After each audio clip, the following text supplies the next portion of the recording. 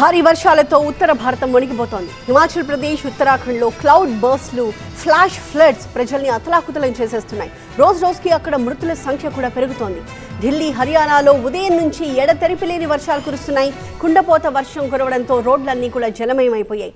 భారీ వర్షానికి హర్యానాలోని చుట్టుపక్కల ప్రాంతాల్లో కూడా జనజీవనం అస్తవ్యస్తమైంది. రోడ్లు, అండర్ పాస్లతో పాటు వీధులన్నీ నీట మునగడంతో ట్రాఫిక్ జామ్స్ ఏర్పడ్డాయి. విద్యుత్ సరఫరా నిలిచిపోవడంతో జనం బాధలు వర్ణనాతీతంగా మారిపోయాయి. అటు హిమాచల్ ప్రదేశ్లో కూడా ఆకస్మిక వరదలు ముంచెత్తేశాయి. ఇంకొక వైపు కొండ చర్యలు కూడా విరిగి పడుతున్నాయి.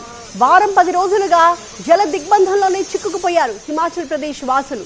ఇప్పటికే వరదలకి పదుల సంఖ్యలో ప్రాణాలు గాల్లో కలిసిపోయాయి. ఇప్పటి వరకు 80 మంది చనిపోయారు అక్కడ. ఇక ఉత్తరాఖండ్లో కూడా వర్ష బీభత్సం కనిపిస్తోంది.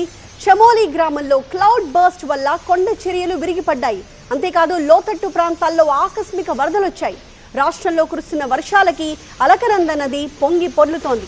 రుద్రప్రయాగ జిల్లాలో కురుస్తున్న వర్షాలకు నదిలో నీటి ప్రవాహం అంతకంతకు పెరుగుతోంది.